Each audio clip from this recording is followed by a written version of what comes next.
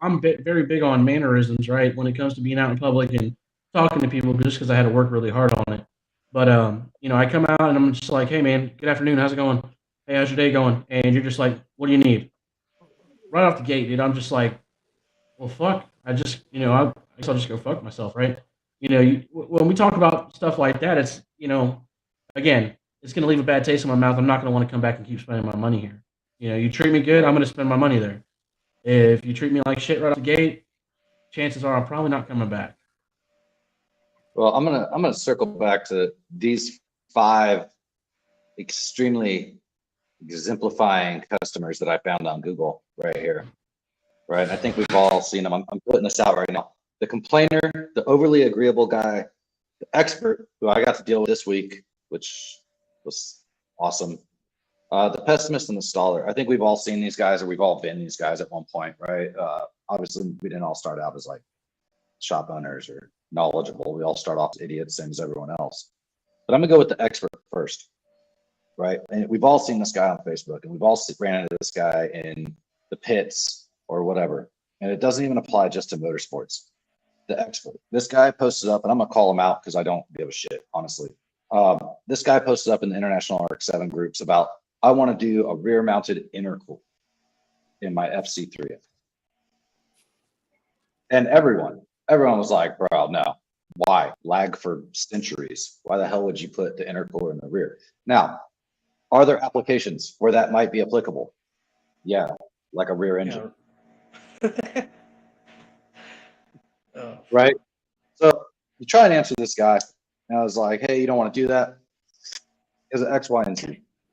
The lag, the piping, why, the fabrication, like there's so much. It's gonna, you just don't throw an intercooler in the back hatch of the car. Also, you're probably gonna have to use the FC at this point. And immediately he was like, as soon as you disagree with him, he's like, oh, well, your comment's no longer needed.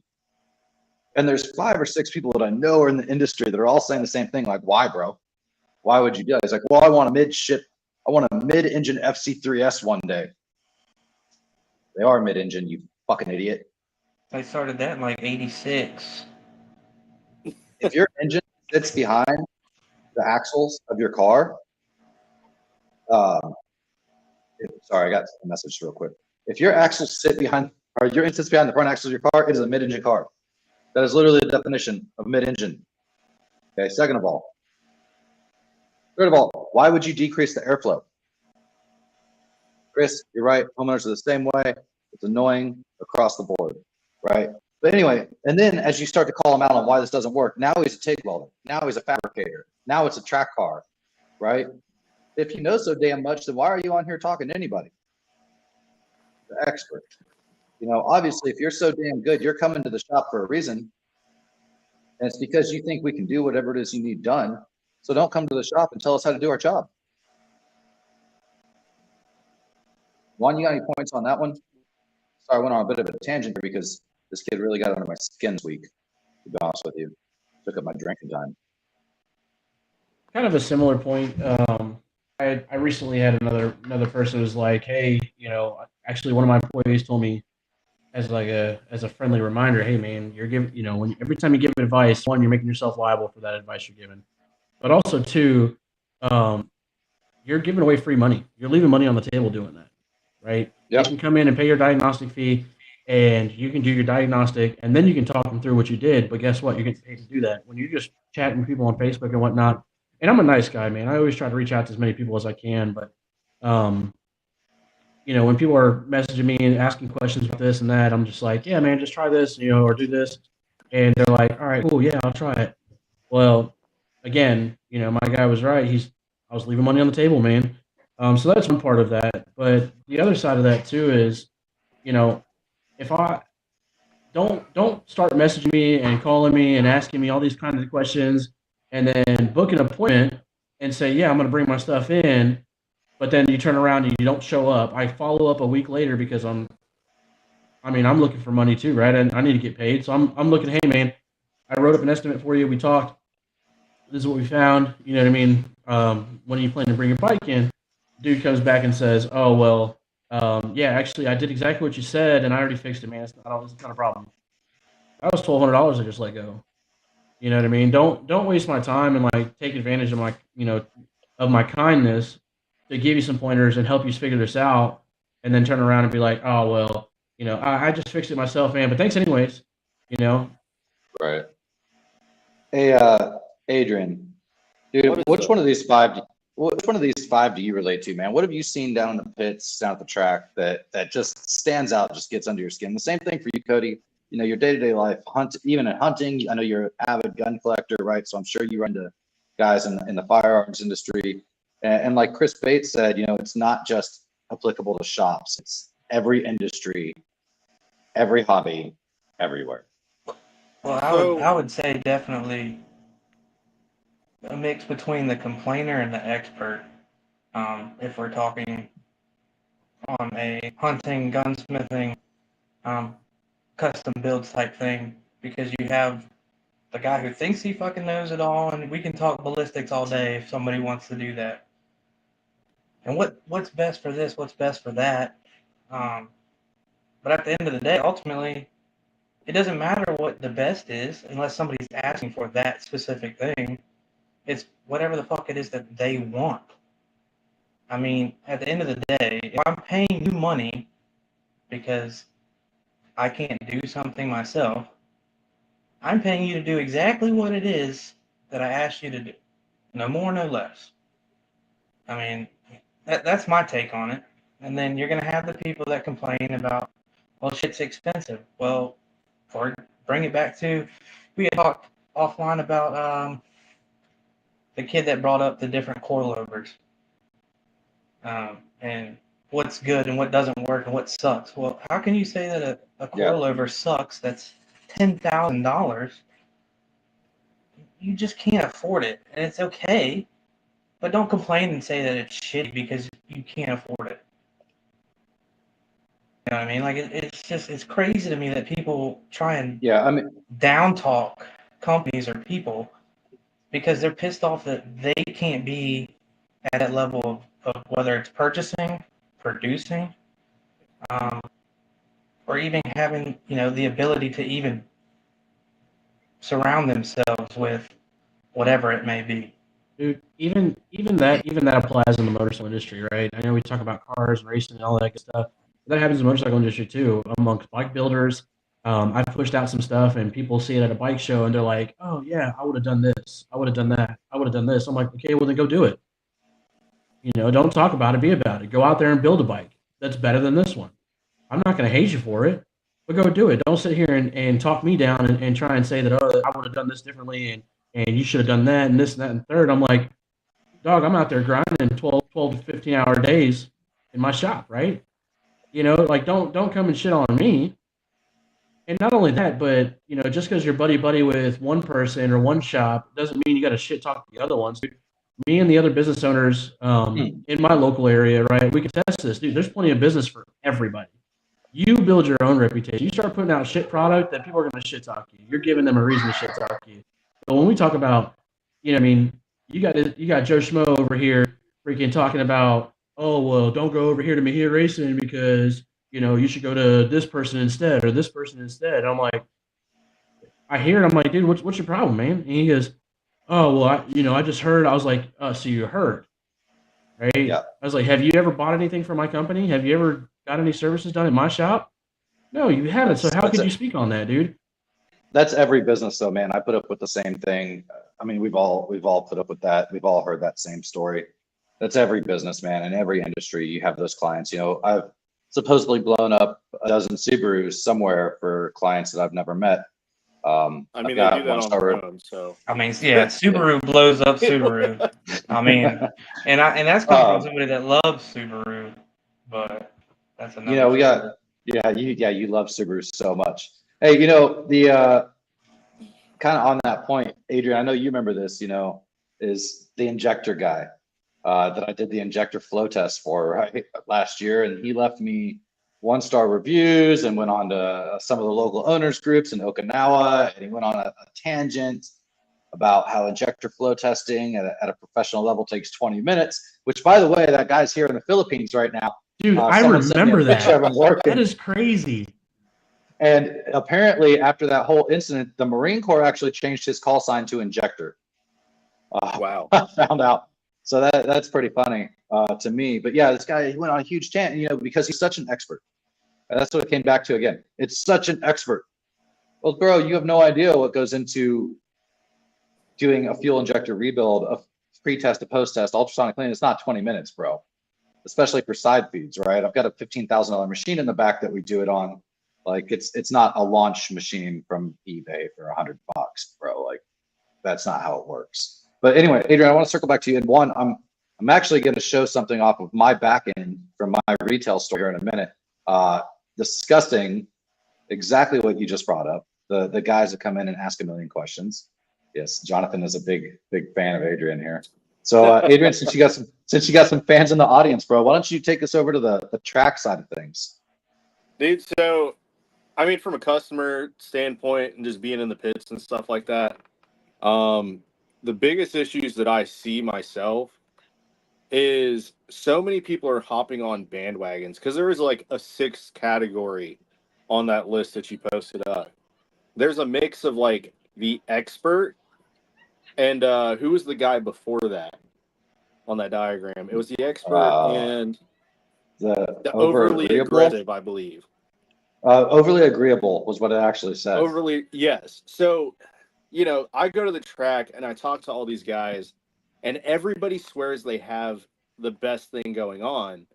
And all it is like a hand-me-down recipe from like an influencer in the local community or the sport. And they're like swearing up and down, like, oh yeah, the G30, 600, 660, whatever it is, best turbo. And I'm like, okay, cool. What makes it better than, say, a 376 paired on that motor?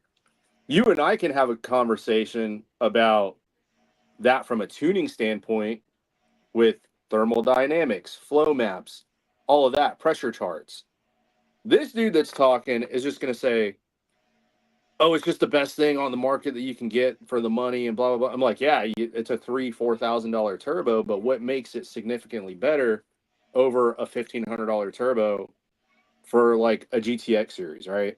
And all they're doing is parroting what an influencer is pushing.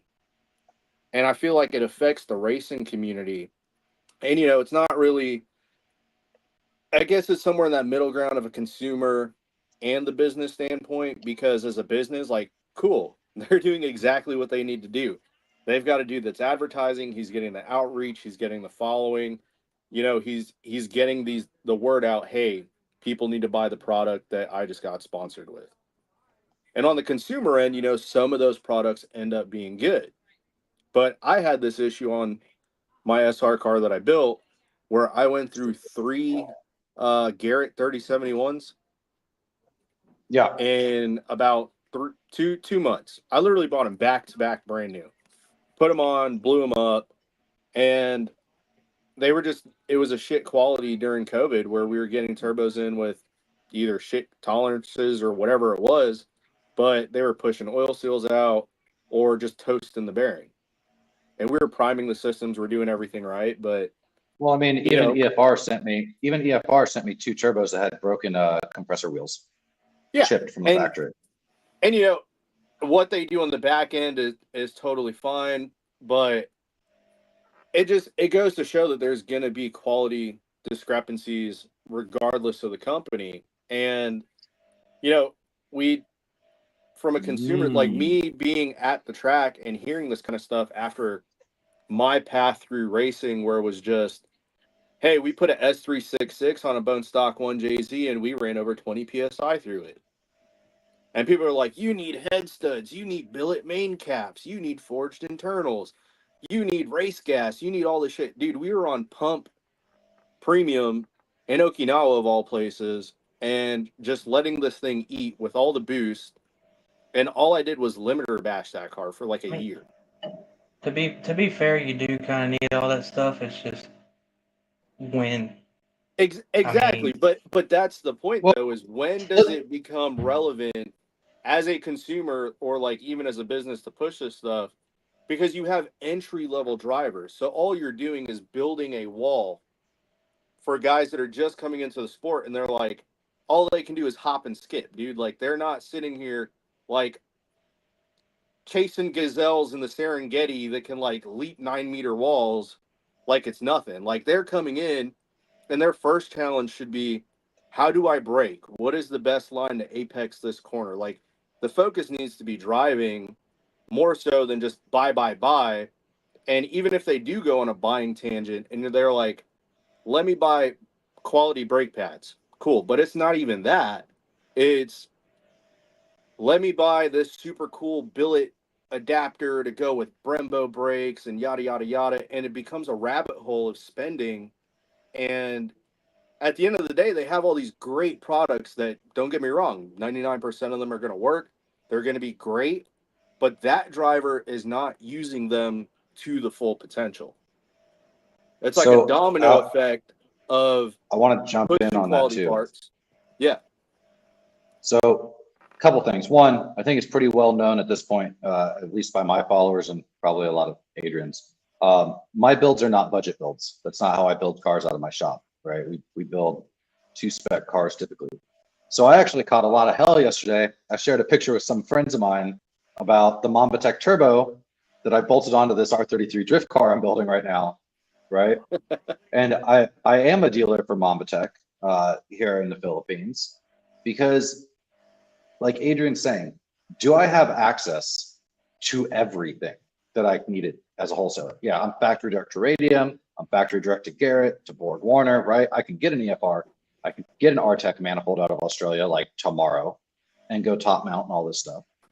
But for what I need with a D1 comp in 35 days on a chassis that I've never gone through, that I just found an SFAC zip tied to the roll cage underneath the aluminum dash, right? When I was prepping to put the Haltech in, that's not what we need, right? There's a way that we can get the car to where it needs to be without dropping a ton of money. I'm dropping in a Haltech because I'm a Haltech dealer and that's what I want to work with on the tune. That's a preference thing, not necessarily a requirement for this build. I'm dropping in DW drop-in injectors on the stock fuel rails with an aftermarket FPR, AAM fuel pump, and a Mambatech turbo. And we're going to let her eat. We're going to put it on the dyno out here, but it's getting installed here in about 23 days. It should be here right before the comp. And we're just going to let that RB25 eat until it doesn't work no more. And then we'll tear it out and build this car out to spec the way we should, right? So there's a way to do it, you know, and there's a guy here, some of you know him, Isaac Reyes, local drifter, pretty famous guy, drifts for Gulf Oil now. And he was out at CIS the other day doing a shakedown on his S14.5. The dude's doing, you know, he's joking around about doing a 200+ km/h entry and should I drift at the end of this straightaway? You know, and yeah, we're all like, yeah, go for it, bro. Right? Like, I want to see it happen. It is what it is. But even he said, hey, I need to focus on driver mod again because the car with EFR 8474 in it and the work that's been done over this last season, Wise Fab Kit, you know, he's building a true 2-spec comp car, if you will, to compete at a global level. The car's out driving him now as far as what it can do, at least in his opinion as the driver. So he's going to go back and he's going to start driving again, right? Before he does any more modifications to the car. The other thing I want to jump in real quick, circling back to Juan, man, is, let me see if I can share this. So this is just as of last year, and I know a lot of people would give me shit about showing this. Share screen, tab, that one. This is my back end.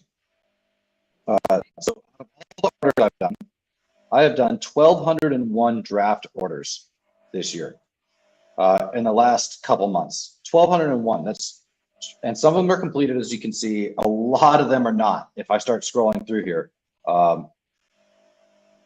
especially earlier in the year, right? All these ones in yellow you can see. Scroll through. Now the reason I have so many completed ones is because I usually take orders in person. Yeah.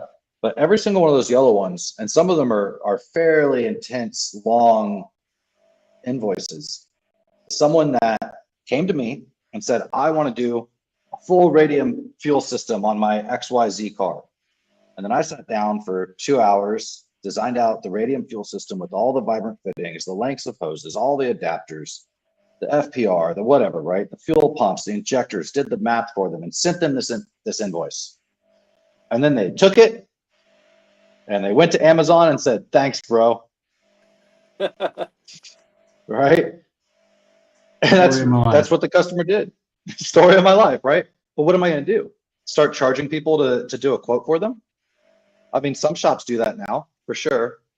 You know, I 20, definitely 40 know a bucks. couple shops that do that, dude. I think 20, that 40, there's a 100 way- bucks. It's challenging, now, right? Like as a business I think owner, that like, there's as a business ways owner, to what get do you around do? that. You know what I mean? Do you charge them for an invoice?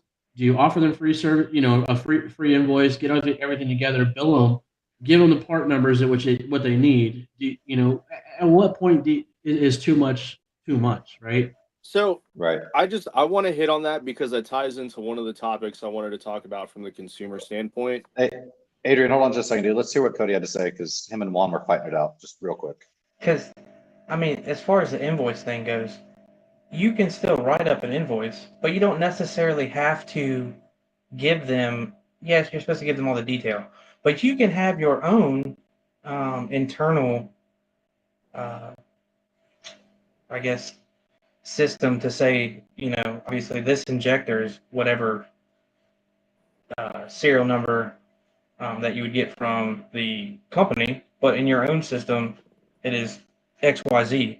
So yeah, sure, you could write everything out and not ever necessarily tell them what exact part you plan on using. It's not lying, but you're not necessarily giving away that information that you Well, are going to make money off of. That's kind of a slippery slope because, you know, if I send you an invoice for $10,000, you want to know exactly why, right? But you are getting it. Sure, it does say whatever. But they want to know it's vibrant. They want to know it's Haltech. They want to know it's a Ford Warner Turbo, not a Mamba Tech. I think what he's getting at is like you can put in fuel pressure regulator, but you don't have to put in, you know, Hotel Charlie 1165 part number. You know what I mean?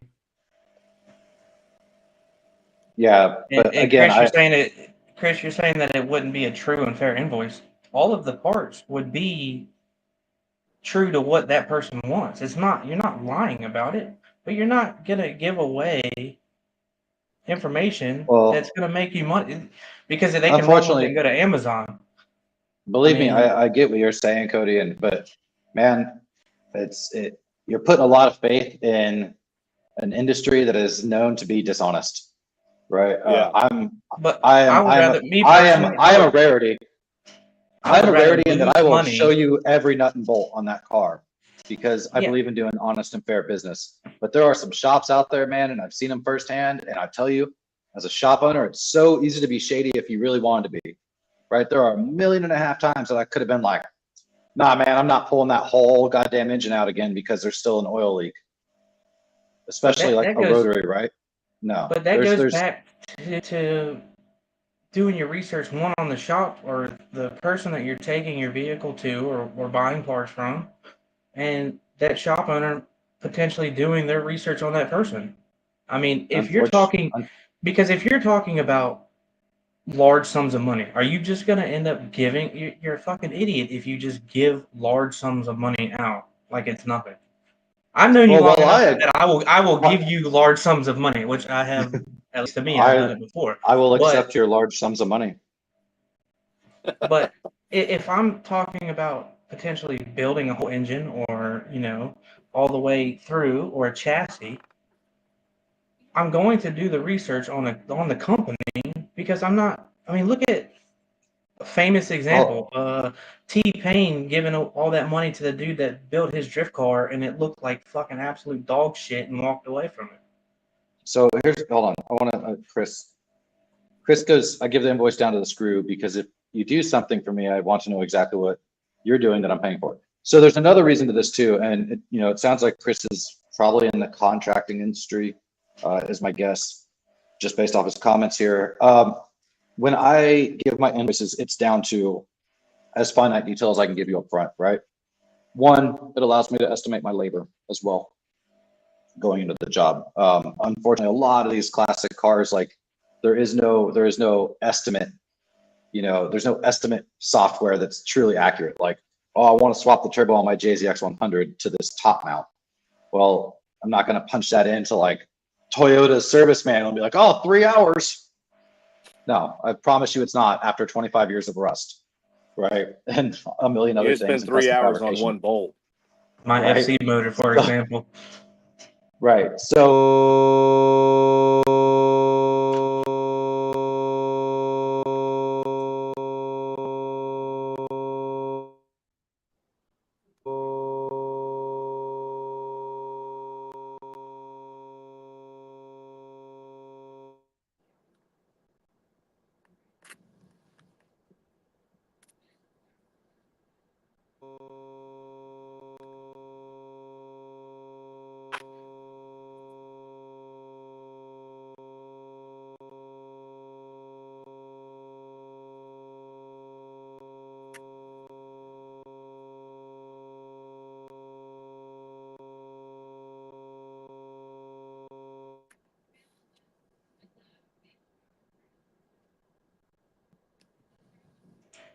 Your audio is buzzing like crazy. Yeah. Yeah, and we can't hear you.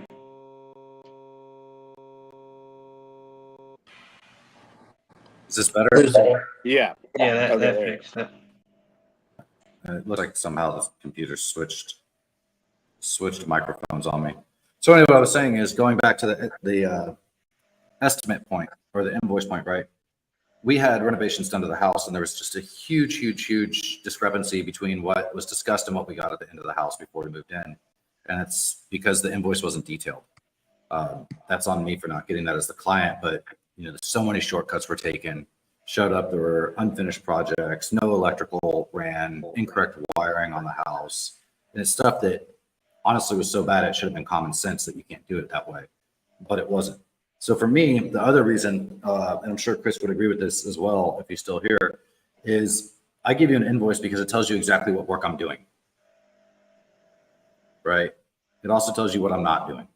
So when I tear into your 25-year-old car and I find X, Y, and Z more, I'm going to take that to you and see if you want to add that to the workload to make the car right, which 90% of people just honestly don't for some reason. But it wasn't in the original invoice. So if you say no, and then I do that work, and then you come back and say, well, I have a coolant leak. Yeah, but we didn't touch your coolant system. And as a tuner, this happens all the time. I tuned a Haltech for a guy, and then he's like, my power windows don't work. 3 days later, I was like, oh, okay. It has nothing to do with your power windows. Like, I'm sorry, your power windows broke. I don't know what you want me to do for you. So that's why I do very detailed invoices, I guess, on the parts that I'm going to use and what the work's going to include. But again, it bites me in the ass, as you can see from 1,201 invoices that I've sent out or draft orders that I've sent out, and people, a certain percentage of that has taken that and ran and bought their parts elsewhere. So anyway, Adrian, back to you now that I think we fixed the audio. Okay. So, no, I just wanted to speak on that because I get Adrian's the invoicing. muted. We good? I can hear you just fine. Yeah, I can hear you just fine. All right, I'm gonna let Seth figure his life out real quick. But from a consumer standpoint, man, like I just went through this with building my party car back in Las Vegas, right? Everybody's like, oh, go rear mount radiator. That wasn't my plan originally. I was going to be front mount radiator and all that and do more of a Japanese style build. But I kind of conformed and wanted to test the waters with kind of what was going on with the community. And I go on Rad Industries and I spent like $800, dude, on a fancy 16 AN swivel water neck, water pump delete block off plate to go to a 16 AN, which is great because it deletes everything and just gives you two hookups for you to run your two 16 or 20 AN fittings to go to your rear radiator and external water pump. But there's no coolant hookups for your turbo, right? And I'm sitting here and I'm like, I just spent $800, dude, for something that should be common sense. It is a water pump block off plate and a swivel neck for a turbo engine. Turbos require water to cool. And you just delete, by installing these products, you just deleted every possible hookup point for a coolant line on the motor. So here I am with an $800 product that has no information, no write-ups, there's no YouTube videos. Of course, nobody else in the local community has used the product either. And here's Rad Dan on YouTube boasting about the product, selling it, yada, yada, yada. Looks good. It's the best thing on to hit the new world. And I'm drilling holes with an Amazon tap and die kit to put a 1/4 inch or 1/8 inch NPT fitting in to run my water pump or my coolant lines to the turbo.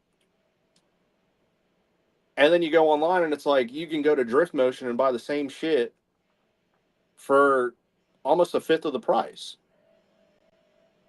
And so I get coming to somebody like Seth, like going to a shop that specializes in builds and having them itemize everything to where, hey, this is everything you need. Because when you go to some of these manufacturers' websites and look at the product itself, they're not listing that stuff. Like Rad Industries is not saying, hey, you have to drill and tap for your turbo coolant fittings.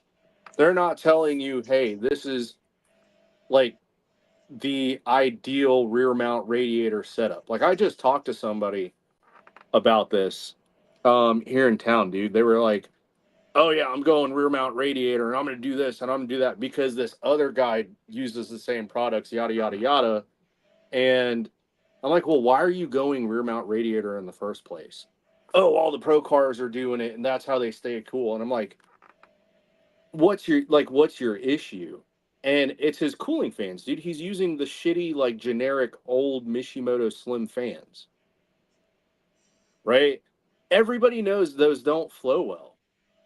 And, right off the gate, it's like, or right out of the gate, it's let's just spend all this money and move the radiator to the back and turn a perfectly good running street car that makes 550 horsepower out of a KAT into a full-blown track car. And it's like, it's not that serious. Right? I will always break the running car to make the track car. But the issue was literally just the fans. Like, spend the $500, upgrade the fans, boom, now the thing runs great. Like, I'm telling you, if I have pushed 400 on an SR, right, and that thing runs hot, if I've pushed that S366 and limiter bash to JZ, and everything's a factory front mount radiator setup with just good fans, you don't have to just jump to rear radiator fans to fix the issue. In some that goes back to cases, you do need it, but that goes back to build something for an application. Build it for an application. And I would say a lot of it has to do with buy one. Like my big thing is buy once, cry once is the most true statement, but it doesn't necessarily mean that you have to do everything at one time. I mean, if you... Yeah. So, Cody, I want to... Dude, you're so right, man. But you know what? It's not limited to small companies. The only difference is that if I screw up a product I make and design in-house, Cody can pick up the phone or drive down to the shop and yell at me about how shitty my product is, and he had to drill a 1/4 inch hole somewhere. And maybe caught it. Apparently, that's one of the fixes on the fucking EcoBoost. I haven't done it yet, but apparently that's the fucking thing to do. Yeah, drill a 1/4 inch hole into your fucking intercooler. But that's a whole other thing. But Jesus, that's manufacturer designed additional holing. Okay, it's for performance. But dude, the thing is, big companies are doing this shit too, right? I despise, and I know I'm going to catch so much shit for this because I recommend their products all the time. I despise Wilwood brakes. Fucking hate them. I hate them, dude.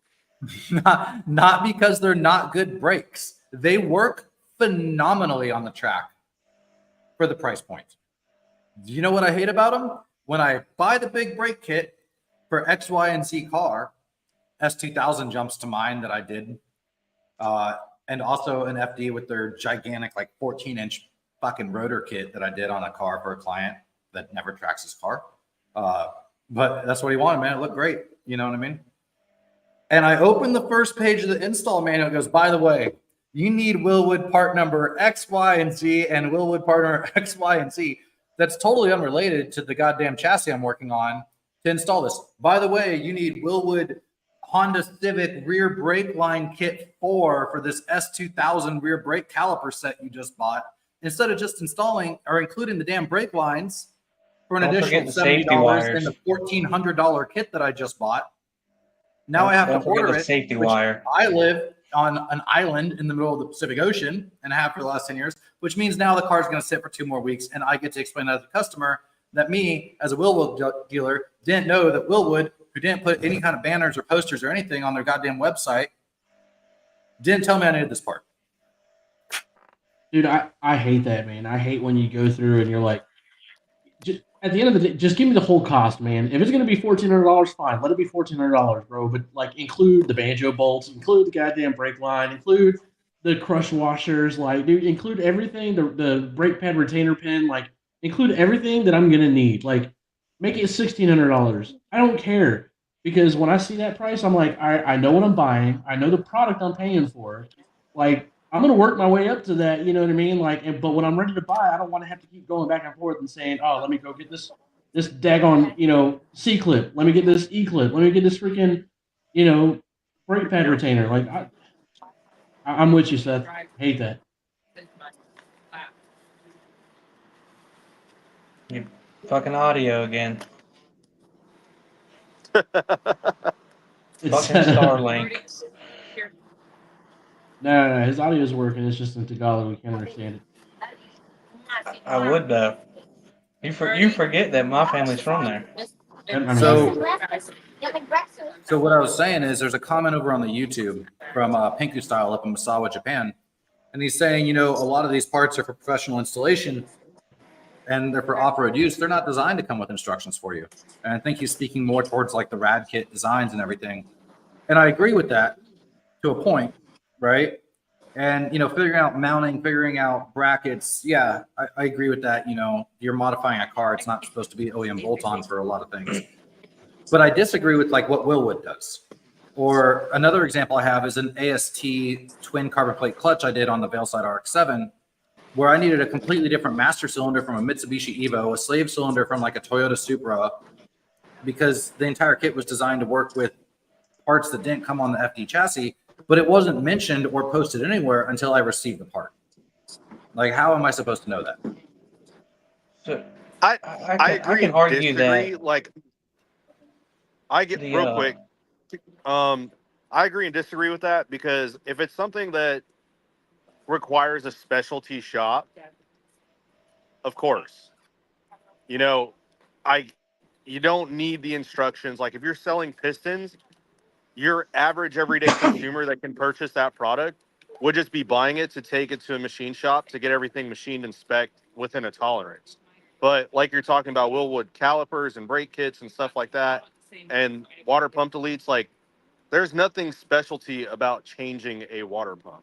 Like I can look up a factory manual and pull the information that I need for where the silicone goes, what the torque specs are for the bolts, what needs to be taken on and off. Like they give you that information. So when you design a product and you're like, hey, this is the next greatest thing, you should be able to provide at least the instructions or like, hey, these are our recommended parts to go along with it. My thing on it is, like Donald said, specialty parts and, the specialty shop putting it on.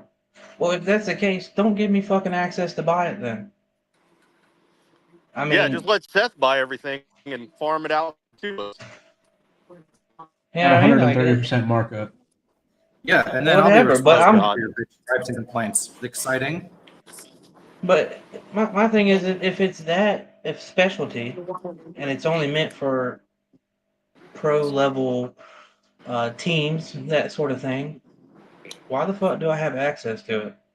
It's the same thing in the gun industry where I can't go out and buy a class 3 weapon without having all of this different paperwork done. Yeah, I don't know, man. I think it's a debate that can be definitely had across the board. But yeah, I would just ask, manufacturers, guys, if you're representative for one of these big multi-million-dollar corporations out there making performance parts, regardless of what segment of motorsport it is, can you just put a big banner or warning on your part if I have to go find parts off a 1933 Chrysler to install it on my 2018 Mazda before I can fit your part? Like that'd be cool. I would appreciate that as a mechanic. Yeah. Or even pictures of installation because, some people lick windows. So, fucking all of them motherfuckers. Yeah. Because I remember actually, Seth, when you put on that electric water pump on your FD. Or no, it wasn't the water pump at that time. It was the No, it was the oil coolers where we had to make the bracketry.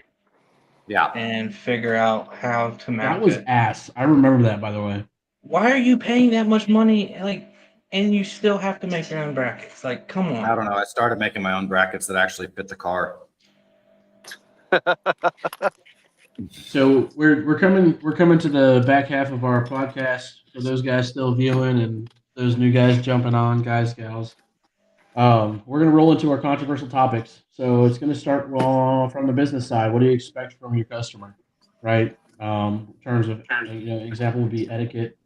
And then the consumers will slide over or they'll take over and it's going to be, what do you expect from a business, right? Excuse me. An example would I be have business. comments.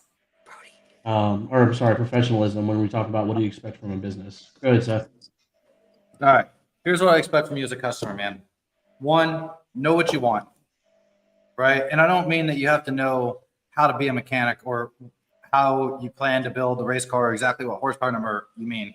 I mean, what do you want to do with the car? If you want to build a show car, let's build a show car. If you want to build a drift car, you want to build a track car, you want to build a drag car, let's do it. You want a car that does all of the above? You want a magazine car that's got 1,000 horsepower with a $10,000 paint job? Hey, man, we can do that too. You got to bring the budget. Right?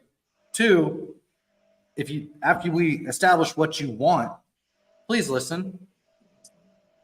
Right? Please listen to me because I do this every day for a living. I deal with these parts every day, especially if it's a chassis that I specialize in every day. Please just listen. And if my opinion or the build I designed for you isn't what you want to do, there's a million other shops out there, man. Go find one that's agreeable to you. But I am not going to just take a job to bolt on parts that you picked up off Summit Racing out of a catalog because you thought they all look cool.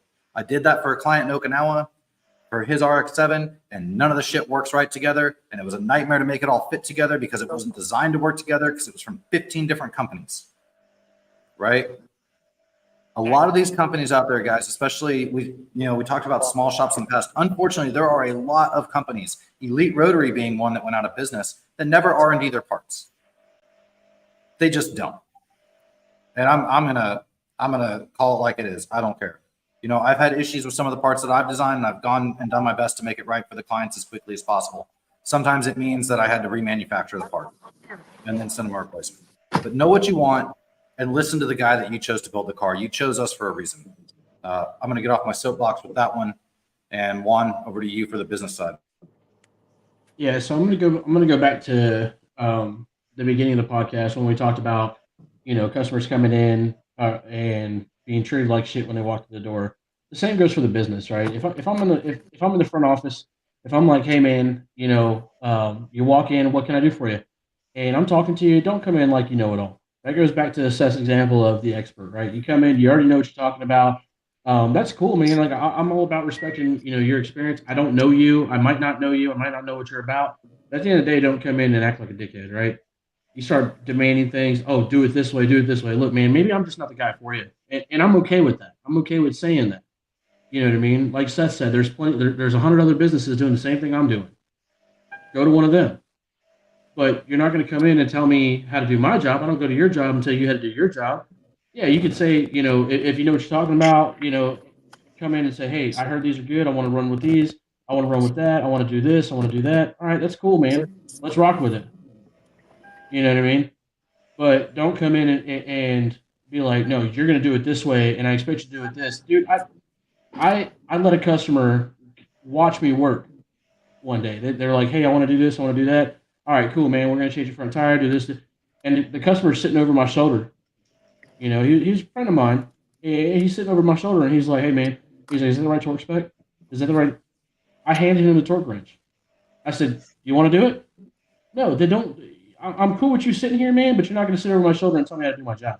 If you are that concerned about my workmanship and my capability to service your motorcycle or your car or whatever the case may be, then cool. Let it be like that. Get off my shoulder. Don't tell me how to do my job. If you're not comfortable with it, take your business somewhere else. Damn, Yeah, I'm Juan, not you didn't going have to to you call on. me out like that.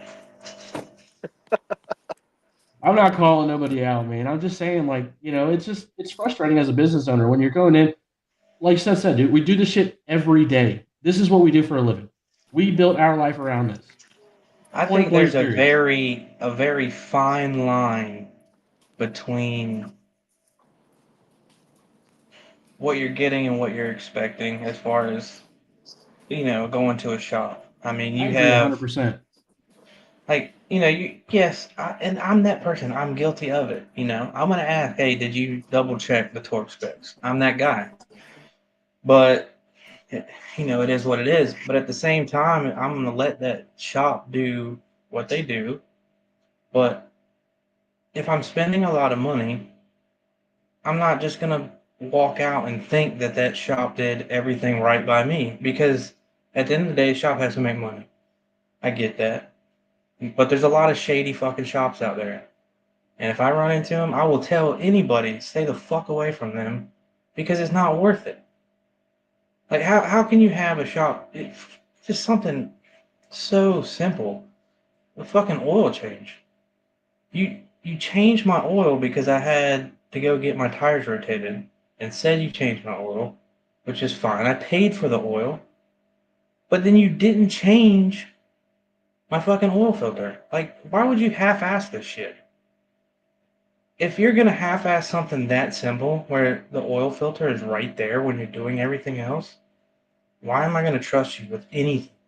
Let alone potentially tens of $1,000s, if not more, that I'm going to bring in from myself or anybody that I know, um, being in the car industry, or wanting to build cars, or have a reliable shop that they can take their stuff to if there's even the most minor issue.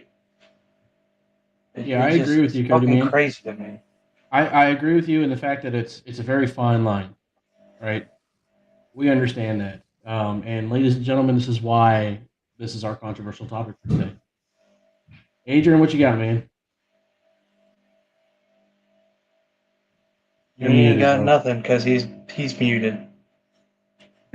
Adrian is not participating. My bad. I'm like middle of a beach vacation right now, so I'm like moving back to the hotel from the RV park, and yeah. So Exactly where you belong, in the RV park.